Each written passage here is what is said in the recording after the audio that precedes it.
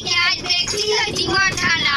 হ্যাঁ এই মামলা তো তুই একটু কই কই হচ্ছে কিচ্ছু বলি নাই। আমার যে লোক কালকাটা মাগুয়ের কো এই তোর হঠাৎ বলা বললাম না আমার দিকে নজরে যাও লুচ্চা বলা নজরে যাও। আমার কো চোখ খারাপ যা বলা তোর কোন বাপেরে বলা আরে চাচি না আমি তুই বলা কি জানি হইছে ডাইনি